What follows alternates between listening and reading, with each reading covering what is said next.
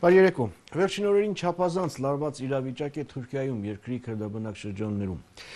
Հարձակումներ, պայթյուններ, կրակոցներ, զոհեր, վիրավորներ, հայտարարություններ, բողոքի զանգվածային ակցիաներ եւ տպավորությունն այն է, թե Թուրքիայում իրավիճակը դուրս է գալիս վերահսկողությունից։ Սա երկրի հարցը ծրագիրն է, ես այսօր զրուցելու եմ թուրքագետ Գևորգ Պետրոսյանի հետ։ Բարերեկո։ Թուրքիայում կայացած խորհրդարանական ընտրություններից հետո թվում էր, թե այլ Թուրքիա, այլ իրավիճակ պիտի լինի, այլ զարգացումներ, թե մասնագետների համար սպասելի էր այն, ինչ հիմա կատարվում է Թուրքիայում։ Միանշանակ պնդել, թե սպասելի էր, որ Քրդստանի աշխատավորական կուսակցությունը զինադադարը չեղյալ կհայտարարի եւ կսկսի զանգվածային գործողություններ, այնքան էլ չէ, որովհետեւ ուղղակիորեն պատճառը, որը դրդեց քրդերին կրկին այսպես ոտքի կանգնել, դա ոչ թե ընտրություններն ու ընտրությունների արդյունքներն էին, այլ թուրք-սիրիական սահմանին մոտ եղած ահաբեկչությունը, այսինքն դա հիմնական պատճառը հանդիսացավ, որպեսզի քրդերը ոտքի կանգնեն, հա, այսպես ուղղակի կապ չկա, որովհետև նախ եւ առաջ քրդերը պետք է բավարարված լինեին ընտրությունների արդյունքներով, հա, որևէ պատճառ չկար, որովհետև պատմական հաջողություն էր 13% ձայն, որովհետև քննարկվում էր, թե արդյոք քրդական ժողովուրդների դեմոկրատիա կուսակցությունը կհաղթահարի անցողիկ շեմը 10%-անոց անցողիկ շեմը, այս ոչ միայն հաղթարեց, այլ 13%, ինչը իրավամբ մեծ հաջողություն էր։ Ոստի արդեն այստեղ հարց է առաջ գալի քրդերի փոխարեն ավելի շատ այդ ամենից դժգոհեր թուրքական կառավարությունը Թայիպ Էրդողանի գլխավորությամբ, որովհետև քրդերի հաջողությունը ուղղակիորեն բերեց նրանց համար մեծ ձախողում, որովհետև չկարողացան կազմել միակուսակցական կառավարություն, ինչը անում էին 2002 թվականից սկսած։ Եվ ավելին, հետո կոալիցիան էլ չկարողացան։ Կոալիցիան էլ չկարողացան եւ արդեն այլ զարգացումներ սկսվեցին, հա։ Այնուամենայնիվ Սուրուչում ըստ էության այս իրավիճակի սկիզբը պիտի համարել Սուրուչի դեպքերը, հա։ Սա առիթ էր թե պատճառ, որ պիտի լիներ։ Կարծում եմ սա ընդհանրապես առիթ էր, որովհետև ընդհանրապես առիթ էր Թուրքիայի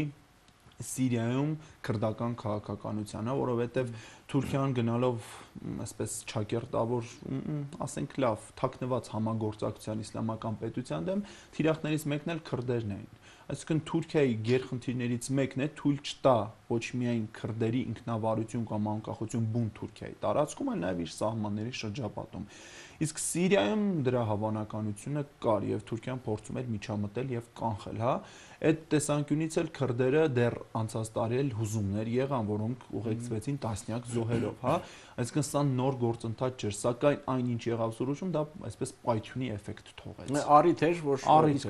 պատճառը արդեն ձևավորվել էր, այսինքն Թուրքիայի քաղաքականությունը ընդհանուր գլոբալ քրդերի տեսանկյունից եւ մասնավորապես Սիրիայում օրինակ Քոբանի դեպքերն է պետք է մենք հիշենք, որ թուրքերը թույլ չէին տալիս, որպեսզի քուրդ կամավորները, քուրդ այսպես աշխարհազորայինները անցնեն սահմանը եւ դա նույնպես լարվածություններ բերում։ Հիմա ինչ է կատարվում Թուրքիայում եւ ինչ է այդ կատարվողի անունը։ Ներքին պատերազմ, քաղաքական ճգնաժամ, թե մի այլ անուն ունի։ Կարող ենք միահյուսել, հա, պատերազմ, սա կարող ենք ասել Թուրքիայի համար ինչ որ նոր երևույթ չէ մեծ հաշվով։ 80-ական թվականից, մասնավորապես 84 թվականից պետական Քրդստանի աշխատավորական կուսակցությունը սկսեց իր գործողությունները, զինված գործողությունները, այսինքն ռազմական գործողությունները եւ դեռ այն ժամանակ շատ ավելի լայնածավալ էր ամեն ինչ, հա, այն դեպքում կարելի էր ավելի պատերազմի դասական օրինակին մոտ է։ Այս դեպքում ավելի շատ սա պարտիզանական պատերազմ է, հա, որպես այդպես կանոնավոր պատերազմ չէ։ Ուղղակի մեզ համար այսպես յուրահատկությունը այն է, որ համեմատաբար խաղաղ 2-3 տարիներից հետո միանգամից Թուրքիայում այսպիսի իրավիճակ սկսեց։ Բայց կրկնում եմ, սա Թուրքիայի համար 80-90-ականներ, 2000-ականների, հա, որոշ ընդմիջումներով սկսած բնականon երևույթ է, այսինքն Քրդստանի աշխատավորական կուսակցությունը իր թիրախում է առնում թուրք ուժայիններին, թուրքը չակերտավոր, որովհետև անձամբ իմ օրինակով, իմ որպես ականատես ասեմ, որ հենց թուրքական բանակի այն ստորաբաժանումները, որոնք դուրս են եկել PKK-ի դեմ, էլի էթնիկ քրդեր են, հա, ես այսինքն հրամանատարները միգուցե թուրք լինեն, բայց նաև որոշակիորեն վերածված է քրդերն ընդդեմ քրդերի վիճակի։ Բայց ասել, որ սա ինչ-որ ներքին լուրջ պատերազմ է, դեռևս ոչ, սա այսպես դասական օրինակ է։ Այսպես հստակ որևէ պաշտոնական տվյալ չկա, խոսում են 15-ից 20 միլիոն մարդու մասին։ Իսկ քրդական շարժումը մոտավորապես չկան ժամ տարիների պատմություն։ 84 թվականից սկսված ՊԿԿ-ական ստեղծվել է 70-ականների վերջին։ 80-ականների կեսերից սկսել է զինված պայքարը։ Որոշակի ընդմիջումներով, ինչպիսին հենց 2013-ից 2015 թվականի զինադադարն էր, երբ Էրդողանը նախաձեռնել էր քրդական նախաձեռնություն կոչված իր գործողությունները, որի նպատակն էր կարգավորել կամ կարգավորման եզրեր գտնել քրդական խնդիրը մեղմելու համար։ Սակայն արդյունքը այն եղավ, որ այդ գործընթացից որոշակիորեն օգտվին քրդական քաղաքական ուժերը, մասնավորապես ժողովրդների դեմոկրատիա կուսակցությունը, եւ դա ուղղակիորեն վնասեց Էրդողանին։ Այսինքն կրկին եկավ ուժային հարցի ուժային լուծման ուղուն վերադարձ եղավ։ Զինադադարը խախտվեց արդեն մեծ հաշվով արդեն հենց Սուրուջից հետո այս գործողություններով ինքը մեծ հաշվով արդեն խաթարվել է, քանի որ երկու կողմն էլ այսպես ուժեղ բախումների են գնում, կոշտ իհարկե։ Կարծում եք այս իրավիճակը դեռ երկար կպահպանվի, թե լուծումներ կգտնվեն։ Այսպես առաջին փուլը, որ կարելի է սպասել, թե ինչպիսի հանգուցալուծում կամ ինչպիսի հետագա ընթաց կլինի, նոյեմբերի ընտրություններն են։ Այսպես եթե նայենք մեզ նշмарվող իրադարձություն, որը ուղղակիորեն կարող է անդրադառնալ այս գործընթացի վրա, նոյեմբերին կայանալիք արտահերթ խորհրդարանական ընտրություն, նոյեմբերի 1-ն է, այո, նախատեսված դա է։ Բայց հնարավոր են բանակցությունների արդյունքում որևէ ինչ-որ ժամանակավոր զինադադար Ես վերջի ընթացքի վերջի օրերի իրադարձությունները բացարձակ հույս չեն տալիս, որ ինչ-որ բանակցությունների արդյունքում մոտ տեսանելի ժամանակներում ինչ-որ արդյունք գտնվի։ Նախադեպեր կան, որ անգամ այսպիսի սրացման դեպքում հնարավոր է լինում ինչ-որ որոշակի հենց նախորդ անգամ ընտրությունները պատճառ բերելով որոշակի մեղմացման գնալ, այսինքն միանշանակ միայն այդ գործընթացը մեզ այսպես չի սահմանափակում պնդելով, որ որևէ կերպ փոփոխություն չի լինի։ Ուղղակի այսպես որպես հանգուցային կետ առաջին փուլի համար ինձ համար հանգուցային կետ նկատի ունեք այսպես երկարաժամկետ հակամարտության դադարեցում, թե ընդհանրապես ասենք մեղմացում, թուլացում, փոփոխություն, մեղմացում կամ այլն, որովհետև հիմա բարձաբան եմ ինչի նկատի ունեմ, ինչու ընտրություններ, որովհետև եթե ընտրություններում քրդերը եւս մեկ անգամ հաջողության չհասնեն, դա կարծում եմ նոր բողոքի ալիք է բերելու եւ այս դեպքում արդեն այդ ալիքին ղեկը ստանձնելու է քաղաքական ուժ ժողովրդների դեմոկրատիա կուսակցությունը, որն ապացուցել է, որ ունակ է քրդերի ինքնակազմակերպման հարցում քայլ առաջ կատարել։ Բայց իշխանությունն էլ հիմա օգտագործում է, կարծես թե օգտագործում է կամ պիտի օգտագործի այս իրավիճակը, որպեսզի կարողանա արդարություն զարգացում արդեն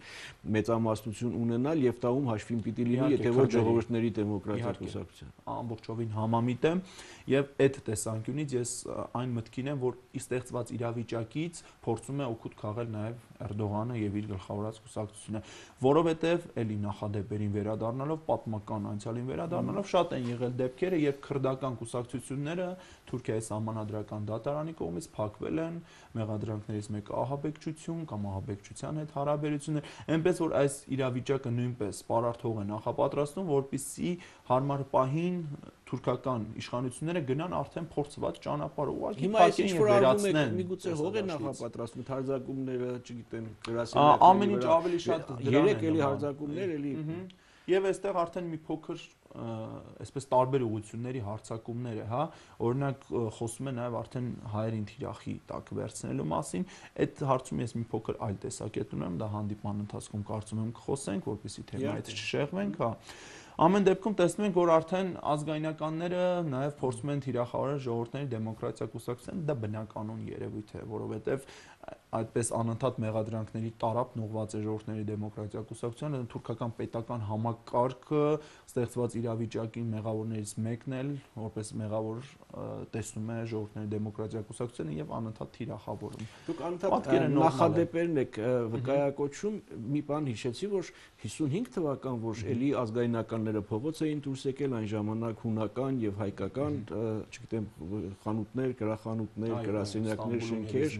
Ստամբուլում եւ Իզմիրում։ Հիմա էլի ազգայնականները քրդական շենքեր, շինություններ, բաներ եւ այլն ինչ-որ զուգահեռներ, Այո, դա, այսինքն դա եւ կարող են գնալ 30-ական թվականները եւ անգամ Օսմանյան կայսրության պատմություն, այսպիսի իրավիճակներում բնականաբար ազգայնամոլները ակտիվանում են եւ հենց Քամփ Արմենի դեմ հարձակումն էլ, այսինքն ստեղծված պայմանները այդպես հող են նախապատրաստում, որ ազգայնականները ավելի ակտիվանան եւ իրենց հայտնի թիրախներին, ինչպիսիք են հայերը, քրդերը, հույները արդեն շատ ավելի փոքր մի օղակ է դարձել։ Ամեն դեպքում այդ հույներ, հայեր, քրդեր, թուրքական ազգայնամոլությունը սնող այդ տարրերն են, հա, ամենակարևոր, որոնք ցանկացած հարմար առիթի հայտնվում են տեսադաշտում։ Դուք ասում եք հիմա առաջին այսպես հանգուցային հանգրվանային կետը նոյեմբերի 1-ն է արտահայտ խորհրդարանական ընտրությունները, որ կարող է այս հարցում որոշակի հստակություն մտցնել եւ ուղղություն փոխել, բայց տարբեր շրջանակներում տարբեր վարկածներ, տարբեր սցենարներ են, հա, շրջանառվում, այդ թվում ընդհուպ մինչեւ փլուզում պետության, չգիտեմ աշխարհագրական ինչ որ վերանայումներ, շտկումներ, ճշգրտումներ եւ այլն, այդ կարգի մեկնաբանությունները ինչպես է վերաբերվում։ Կարծում եմ ներկայում Թուրքիան ունի այն ներուժը, որ թույլ չտա պառակտում երկրի, ներկա փուլում։ Հա գործընթացը որքան է այսպես աղմկալի լինի, կրկին նշում եմ, սա ավելի շատ դեռևս պարտիզանական գործողություններ են, սա լայնածավալ այսպիսի խորքային պատերազմ չի, որը կարող է թուրքական պետությունը մասնատել։ Սակայն այն, որ հերթական ցնցումն է թուրքական պետականության հիմքերի, դա ակնհայտ է։ Եվ ցնցումը ոչ թե այս հուզումներն են, այսինքն զինված բախումը, երբ տասնյակ թուրք զինվորականներ են սպանվում, դա չէ։ Ինձ համար առավել խորքային գործընթացն այն է, որ քրդական կուսակցությունը համամասնական ցուցակներով կարողացավ մուտք գործել խորհրդարան։ Այդ դա է սկզբունքային քայլ, այսինքն վճռորոշ քայլ իմ կարծիքով, որովհետև սա եղել է եւ 80-ականներին եւ 90-ականներին։ Իսկ այն, որ քաղաքական ինքնակազմակերպման առումով քրդերը մեկ քայլ առաջ գնացին եւ 13% ձայն հավաքին, դա ավելի լուրջ գործընթացի հիմք է նախապատրաստում։ Եթե իհարկե նոյեմբերի 1-ին հետքայլ չլինի։ Իհարկե հետքայլ չլինի, ես հենց նոյեմբերի 1-ն էլ բերում եմ որպես այդ կարևորագույն, հա, ժամկետ, կարևորագույն ամսաթիվ, որովհետև դրանից հետո արդեն հստակ հայտնի կդառնա ժողովրդների դեմոկրատիա կուսակցությունը ինչ կքաղի ընտրություններից եւ ինչպես առաջ կշարժվի, հա։ Այսինքն արդեն քաղաքական պայքարի ձևերը, ինչ քաղաքական ուղի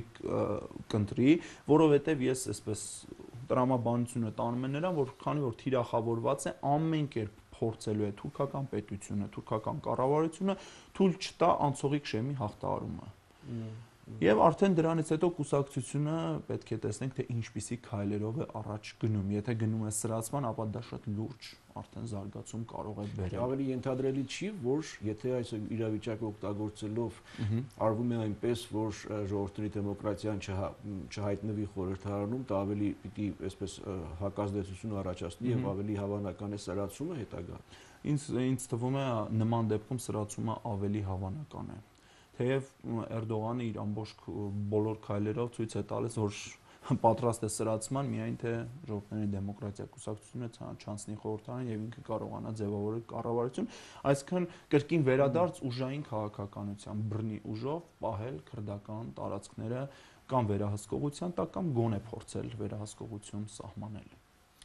Փորձագիտական, գիտական շրջանակներում հիմա քննարկվում է նաև քրդական պետության ստեղծման հավանականությունը, ավելի ճիշտ նույնիսկ ոչ թե անխուսափելիությունը, հա, այդպես ասեմ, այդ մասին է խոսվում։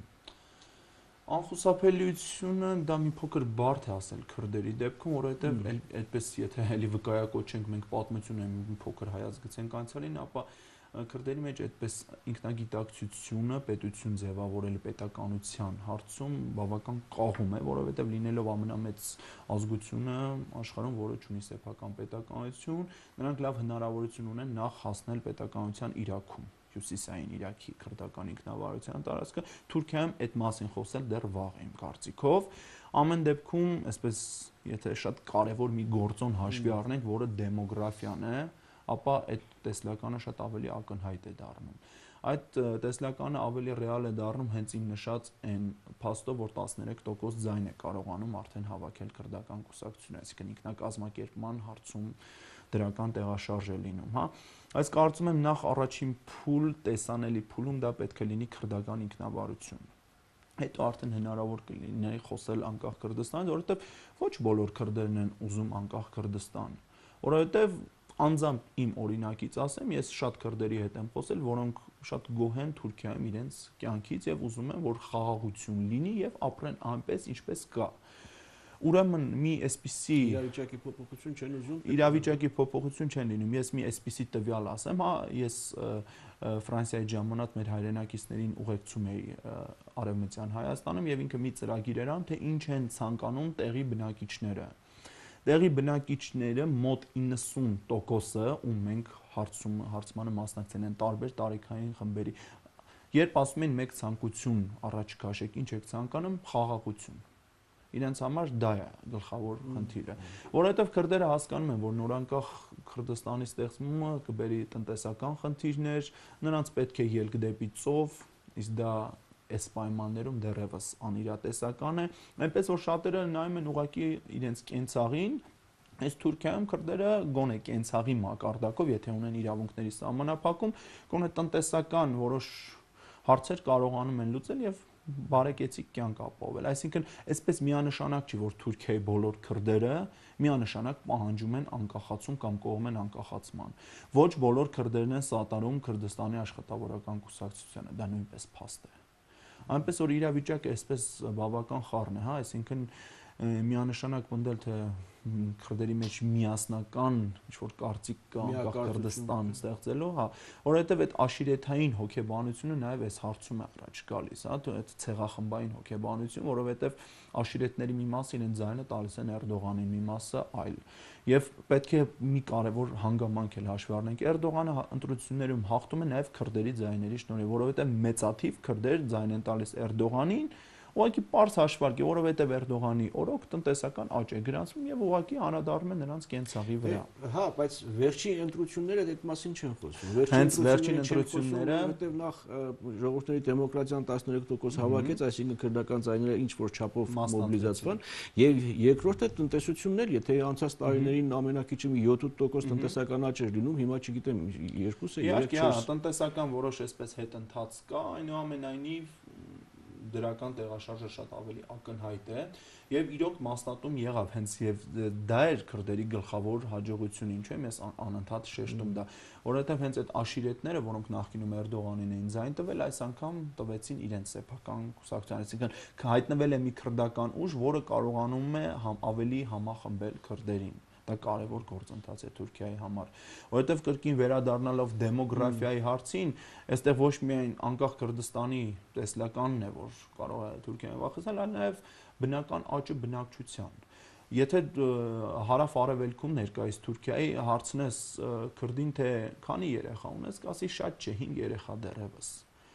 Եվ եթե վերադառնանք արդեն պաշտոնական տվյալների, ապա քրդաբնակ շրջաններում միջին տարիքը բնակչության 19 տարեկան է, դա շատ ցածր ցուցանիշ է։ Իսկ այն վայրերը, որտեղ ավելի կոմպակտ բնակեցված են թուրքերով, 33-34, այսպես պարզ թվերն էլ են բավական այսպիսի պատկեր։ Երեխաների քանակը հավանաբար զիջում է։ Իհարկե, ամբողջ դրա համար Էրդողանը դրոշակ է դարձրել 3 երեխա ընտանիքում, այդպես Թուրքիայի պետական քաղաքականությունն է, բայց կարծես չէ, այդ կոչը ավելի շատ ոչ թե թուրքերի մոտ է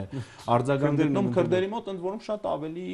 այդ 3-ը մեծացրած։ Ձեր կանխատեսամբ այս իրավիճակում խորհրդարանական ընտրությունները ինչպիսի քաղաքական ուժերի ինչպիսի կոնֆիգուրացիա կձևավորեն։ Դա բավական, անկեղծ ասած, բավական բարդ հարց է, որովհետև մենք ունենք, ասենք, նախորդ բոլորովին դասական տարբերակները գիտեք որն է։ Թուրքիայում արդեն գրեթե ընտրությունից առաջ հայտնի է, օրինակ Արդարություն եւ զարգացում կուսակցությունը մի քանի տոկոսի տեղաշարժով ինչքան կավակի, ավելի հստակ է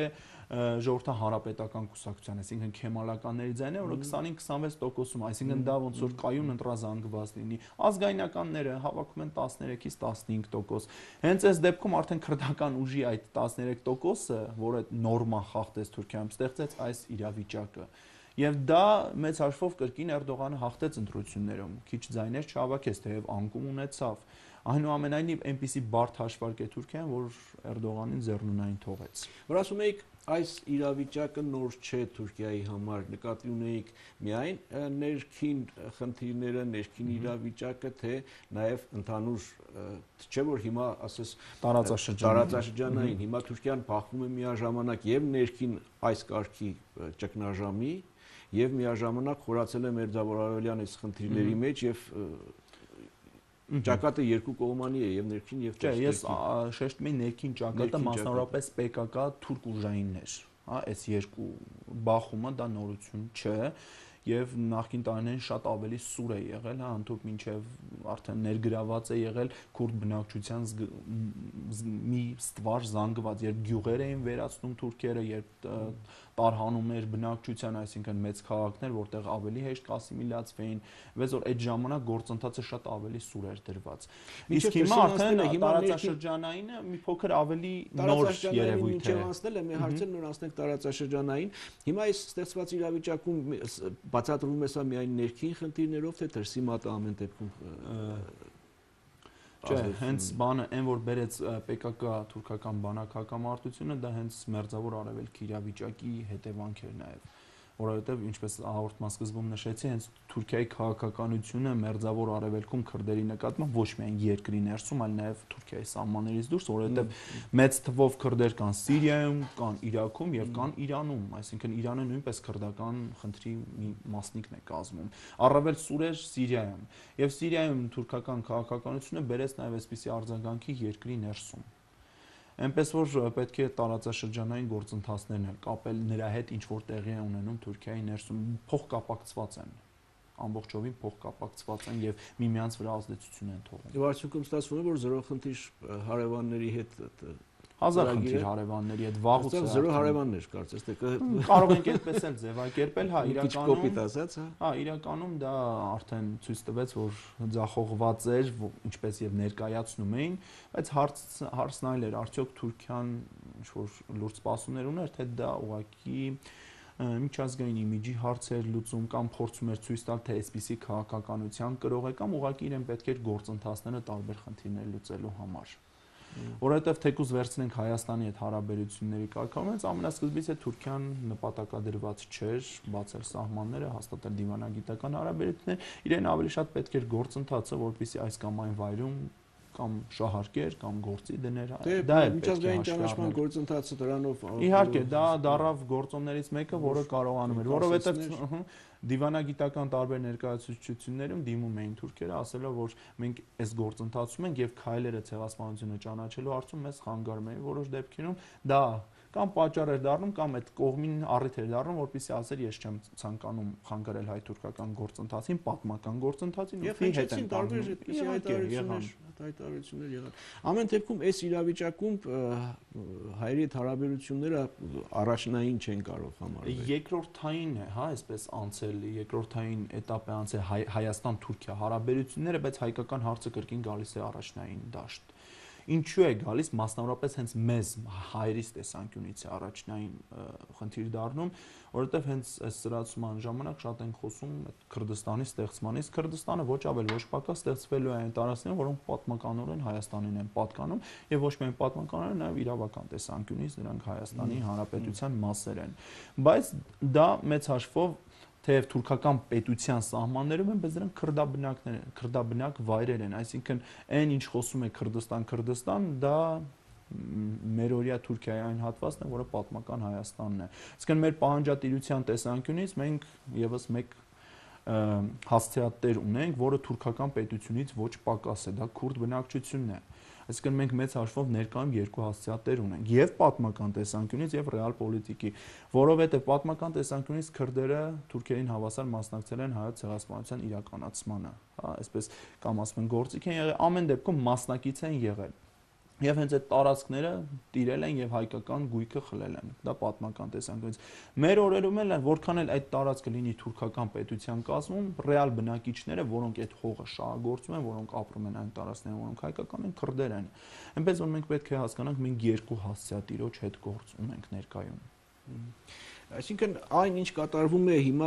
Թուրքիայում Հայաստանի համար չափազանց կարևոր նշանակություն է ստանում եւ չափազանց կարևոր նշանակություն ունի։ Ընդ որում տարբեր տեսանկյուններից է եւ պահանջատիրության տեսանկյունից եւ այն թե ընդհանրապես Թուրքիան ինչպիսի քաղաքականություն է վարում Հայաստանի նկատմամբ, իսկ դա ակնհայտ թշնամական քաղաքականություն է։ Ինչի վառապացույցը փակ սահմանն է, քաղաքական ճնշումները, տնտեսական շրջափակում, ամեն հարմար առիթի Հայաստանին որևէ կերպ վնասել, օրինակ վերջին շրջանում մեծամորի ատոմակայանը փակելու համար մեծ ակցիաներ են Թուրքիայում, այդպես մեծ արշավներ են սկսվել, բայց որ Թուրքիայի խնդիրը Հայաստանին անմիջապես վնասելն է։ Հետևաբար կայուն եւ հզոր Թուրքիան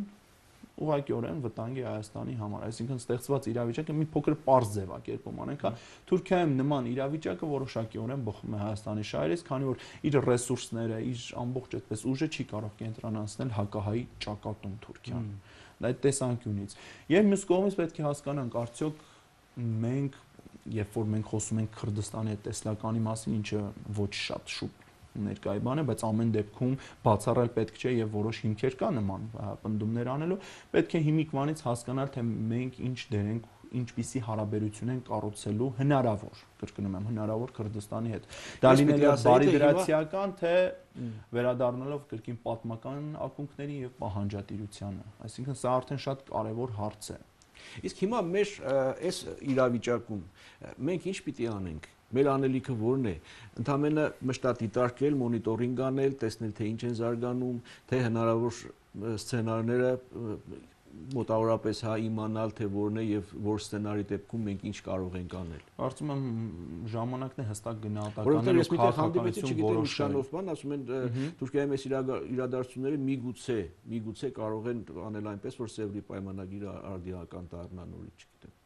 Սևրի պայմանագիրը ինչով է արդիական եւ քրդերի եւ հայերի արծում, որովհետեւ այդ պայմանագրում երկուսի անունն է շոշափել եւ քրդական պետություն ստեղծելու մասն է խոսվել եւ իհարկե Հայաստանի։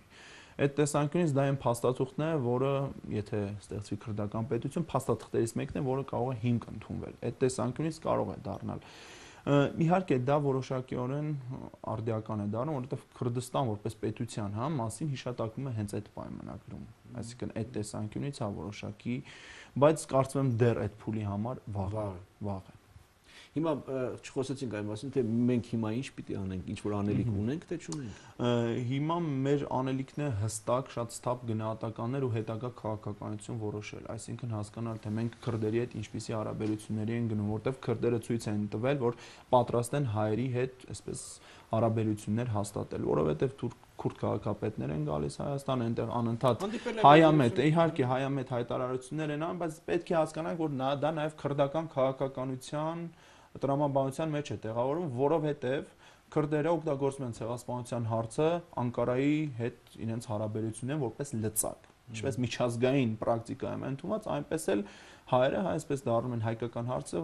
որոշակի քաղաքական գործոն է դառնում նաև թուրք-քրդական հարաբերություններում, այնպես որ քրդերը նաև այդ տեսանկյունից են շարքում այնպես, բայց կարող ենք մենք նաև մեզ համար դրականը, հա, փորձել փնտրել եւ եթե մենք այսպես որոշում ենք, որ քրդերին հռչակում ենք դաշնակից, ապա կարելի է այդ ուղղությամբ աշխատանքներն ակտիվացնել։ Այսինքն ներկա իրավիճակում արդեն պետք է մենք սկսենք գնահատական տալ եւ հասկանալ, թե հետագա զարգացումները մեր տեղն ու դերը որն է։ Ներկայում խառնվել թուրք-քրդական հակամարտությունը կարծում եմ ոչ ռեալ է, ոչ էլ այդպես դրա կարիքը կա։ Ներկայում ուղղակի ստապ գնահատականներ եւ ավելի հեռանկարային քաղաքականություն որոշելու ժամանակն է, ինչ այսպես շատ արագ եւ պարզ բան չէ, դրա համար պետք են եւ վերլուծական եւ դիվանագիտական եւ քաղաքական եւ հասարակական շրջանակների աշխատանք եւ գնահատական, հա, այսպես անձամբ ես դեռ ինձ համար վերջնական չեմ որոշել, թե հնարավոր Քրդստանը մեզ համար ինչ է լինելու եւ կամ ընդհանուր հնարավոր Քրդստանը երբ է լինելու, կլինի թե ոչ։ Ինձ համար ավելի ռեալ է մոտ ապագայի համար քրդական ինքնավարություն։ Հասկանալի, հետևենք զարգացումներին։ Շնորհակալ եմ զրույցի համար։ Այսքան է սա երկրի հարցը ծրագիրներ, ես այսօր զրուցում էի թուրքագետ Գևորգ Պետրոսյանի հետ։ Լավ մնացեք։